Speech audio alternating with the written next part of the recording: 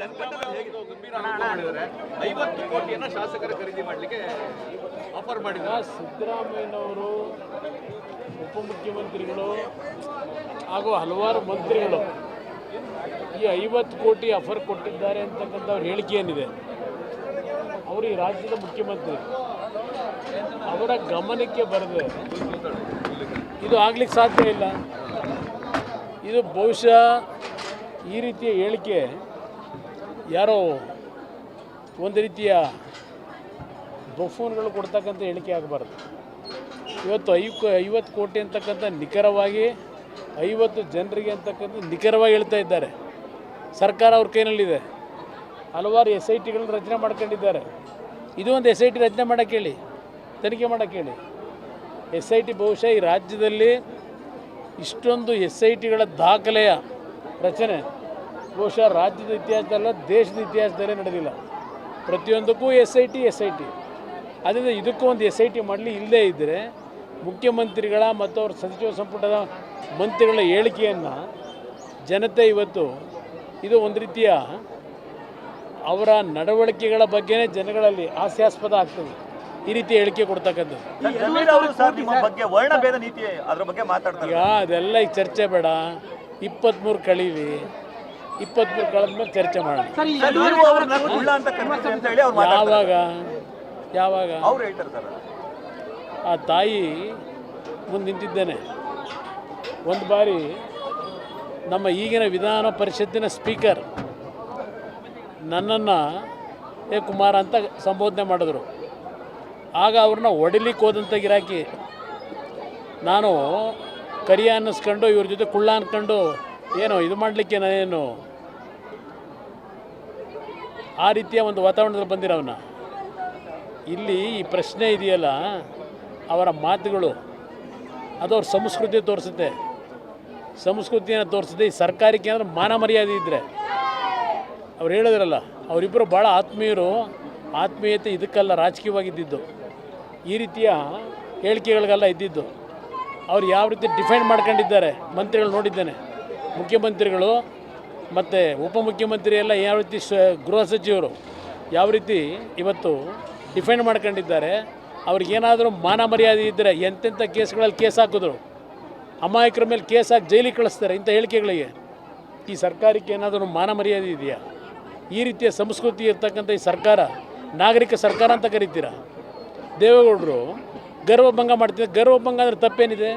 ಏನದು ಇದ್ರ ವರ್ಡ ಅದು ಗರ್ವಭಂಗ ಅಂತಕ್ಕಂಥದ್ದು? ಸೊಕ್ಕು ಮುರಿತೀನಿ ಅಂತಕ್ಕಂಥದ್ದು ಅದೇನೋ ಇದರ ವರ್ಡ ಅದು?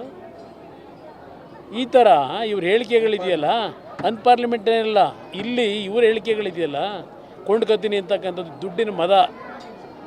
ಯಾವ್ಯಾವ ಸಂದರ್ಭದಲ್ಲಿ ಯಾವ ಟೈಮಲ್ಲಿ ಕಾಲಿಡಿದ್ರು ಏನೇನು ಅವೆಲ್ಲ ದೊಡ್ಡ ಇತಿಹಾಸಗಳಿದೆ. ಎಲ್ಲೆಲ್ಲಿದ್ದರು ಇವರೆಲ್ಲ. ನೀವು ತಿಕ್ಕಲ್ತಿನ ಫ್ರೆಂಡ್ಸ್ ಆಗಿದ್ರಿ. ನಾನು ರಾಜಕೀಯವಾಗಿದ್ದಂಥದ್ದು, ವೈಯಕ್ತಿಕವಾಗಲ್ಲ, ರಾಜಕೀಯವಾಗಿದ್ದಂಥದ್ದು. ಯಾರಾದ್ರೂ ಆ ರೀತಿ ಮಾತಾಡ್ಲಿಕ್ಕೆ ಸಾಧ್ಯವಾ? ಚಲೋ ಯಶೋಮಿ ಏನು ಹೇಳ್ತಾನೆ? ಏನು ಚೆಲುವ ಅಂತ ಕರಿಬೇಕಿತ್ತ? ಚೆಲುವ ಅಂತ ಕರಿತಿದ್ದಾರ ನಿಮ್ಮನ್ನ ಅಂತ ಕೇಳ್ತಾರೆ. ನಾನು ಹೇಳಿದ್ನಲ್ಲ, ಸ್ಪೀಕರು, ವಿಧಾನ ಪರಿಷತ್ತಿನ ಸ್ಪೀಕರು ಹೊರಟ್ಟಿಯವ್ರಿಗೆ ಯಾಕೆ ಹೊಡಿಯೋಕೆ ಹೋದ್ರಿ? ಇದಲ್ಲ ಹೊರಟ್ಟಿಯವ್ರು ಕೇಳಿ, ಹೊಡಿಯೋಕೆ ಹೋಗಿದ್ರಲ್ಲ, ಯಾವ ಕಾರಣಕ್ಕೆ ಹೊಡಿಯೋಕೆ ಹೋಗಿದ್ರು? ಇದು ಈ ರೀತಿಯ ಹೇಳಿಕೆ ಇದೆಯಲ್ಲ, ಅವರ ಒಂದು ಕಲ್ಚರ್ ಏನಿದೆ ತೋರಿಸ್ತದೆ.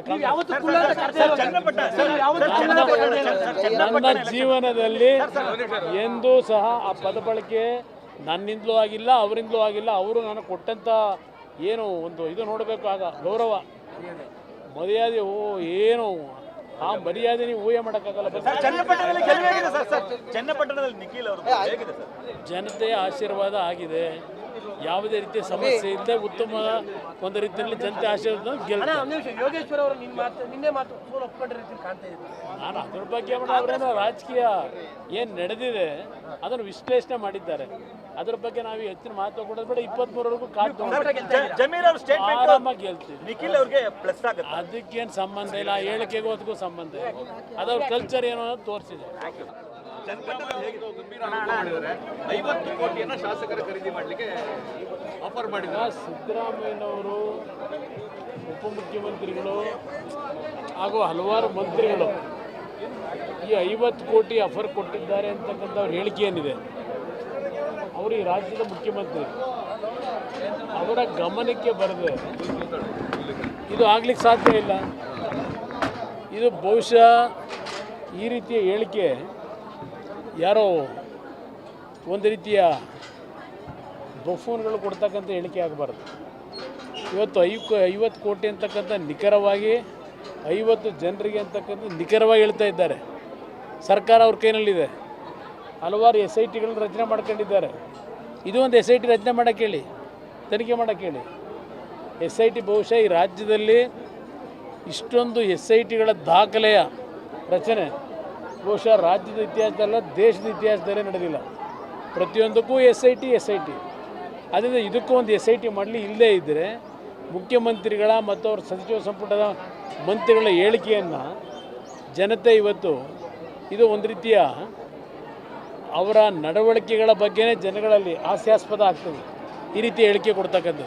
ಜಮೀರ್ ಅವರು ಸರ್ ನಿಮ್ಮ ಬಗ್ಗೆ ವರ್ಣಭೇದ ನೀತಿ ಅದ್ರ ಬಗ್ಗೆ ಮಾತಾಡ್ತಾರೆ. ಈಗ ಅದೆಲ್ಲ ಈಗ ಚರ್ಚೆ ಬೇಡ. 23 ಕಳೀಲಿ, 23 ಕಳೆದ್ಮೇಲೆ ಚರ್ಚೆ ಮಾಡೋಣ. ಯಾವಾಗ ಅವ್ರು ಹೇಳ್ತಾರೆ ಸರ್. ಆ ತಾಯಿ ಮುಂದೆ ನಿಂತಿದ್ದೇನೆ. ಒಂದು ಬಾರಿ ನಮ್ಮ ಈಗಿನ ವಿಧಾನ ಪರಿಷತ್ತಿನ ಸ್ಪೀಕರ್ ನನ್ನನ್ನು ಕುಮಾರ ಅಂತ ಸಂಬೋಧನೆ ಮಾಡಿದ್ರು. ಆಗ ಅವ್ರನ್ನ ಹೊಡಿಲಿಕ್ಕೆ ಹೋದಂಥ ಗಿರಾಕಿ ನಾನು ಕರಿಯ ಅನ್ನಿಸ್ಕೊಂಡು ಇವ್ರ ಜೊತೆ ಕುಳ್ಳ ಅಂದ್ಕೊಂಡು ಏನೋ ಇದು ಮಾಡಲಿಕ್ಕೆ ನಾನೇನು ಆ ರೀತಿಯ ಒಂದು ವಾತಾವರಣದಲ್ಲಿ ಬಂದಿರೋವನ್ನ.